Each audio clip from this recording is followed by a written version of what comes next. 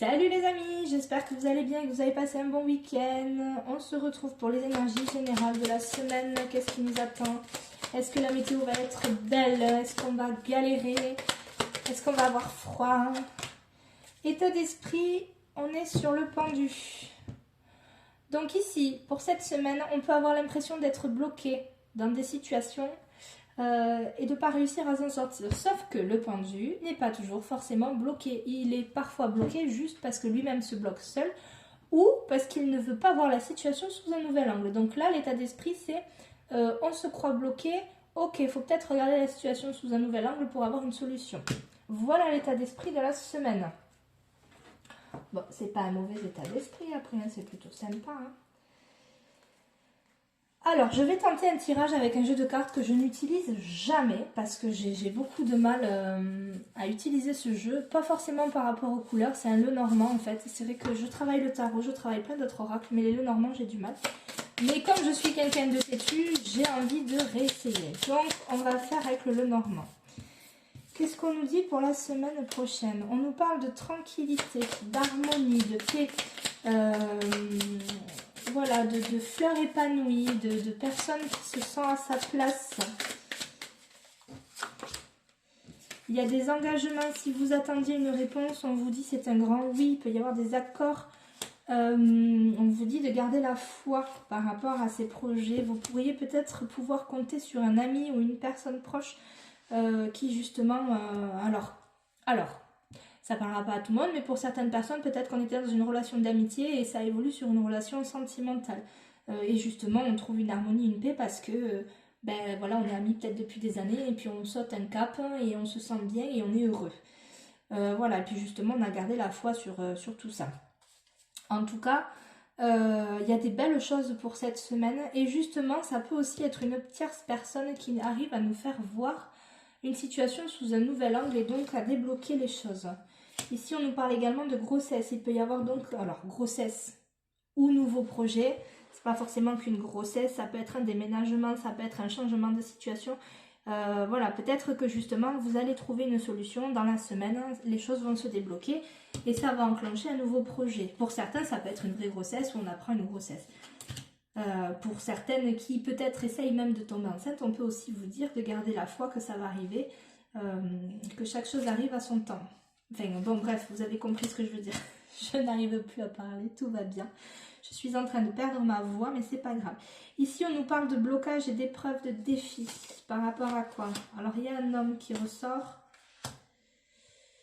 Alors ici, on peut avoir un conflit peut-être, ou en tout cas un blocage avec une personne, une tierce personne. Ça peut être un supérieur hiérarchique, ça peut être, voilà, ça peut être quelqu'un sur le plan familial. Il y a des petites contrariétés passagères, mais ça reste passager. Peut-être que ça va mener à un choix qui du coup va nous stresser. Peut-être que c'est un choix qu'on ne veut pas prendre et qu'on nous pousse à prendre. Et voilà, on faisait l'autruche jusqu'à maintenant et ben là on nous dit ça suffit de faire l'autruche, il faut y aller, il faut... voilà. Bon, il n'est pas si mal que ça. Il va y avoir de la communication, il va y avoir des échanges, il peut y avoir des signatures de papier, on avait l'engagement ici, donc on peut peut-être trouver justement un accord au niveau du travail et donc se débloquer de la situation, ou peut y avoir une signature de contrat, on trouve un emploi, etc. Donc c'est plutôt pas mal. Partir sur du tarot. Alors, qu'est-ce qu'on a pour la semaine prochaine? On a des personnes qui tranchent ici. On a des personnes qui prennent des décisions. On a une reine d'épée. Oula, il y a de l'épée ici. Hein. C'est le mental. Attention de ne pas être trop dans le mental. Peut-être que justement vous vous sentez bloqué parce qu'en fait vous ne réfléchissez qu'avec votre mental et pas avec votre cœur.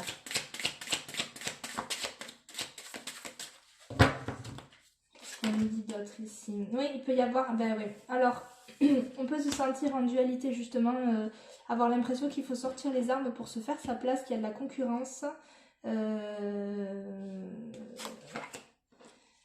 Peut-être il y a un verdict qui tombe et donc on se retrouve peut-être à prendre ses clics et ses claques et à devoir partir. Ceci dit, c'est un mal pour un bien parce que c'est peut-être ça, hein, le fait qu'il y ait les contrats ici. Peut-être que du coup... pour moi, on est plus peut-être sur du domaine professionnel, mais après, on peut également peut-être le mettre sur du sentimental. pour moi ici. On a des personnes qui vont essayer de continuer à se battre jusqu'au moment où elles vont en avoir marre parce que finalement, ce n'est pas elles qui vont récolter les lauriers. Donc, on prend ses clics et ses claques et on cherche ailleurs. Et peut-être que du coup, on trouve un nouveau projet puisqu'on avait la grossesse ici, il y avait l'engagement ici. Ouais. Ouais, du coup, on retrouve un peu plus un équilibre. On est moins dans le mental, on est plus dans l'équilibre de la reine de denier où ben on va rééquilibrer les choses. On va trouver ouais, un équilibre. On a le pendu. Peut-être que justement, il va se passer, parce que du coup, c'est les deux mêmes cartes, peut-être qu'il va se passer quelque chose qui fait qu'on va se retrouver dans cette position du pendu, et parce qu'on veut nous faire ouvrir les yeux sur quelque chose, et que nous, on veut pas, on fait l'autruche. Donc, bah, au bout d'un moment, quand on veut pas voir les choses, là-haut, ils font ce qu'il faut. Ouais. On va récolter les lauriers ici, et on va atteindre une certaine sérénité, vous voyez.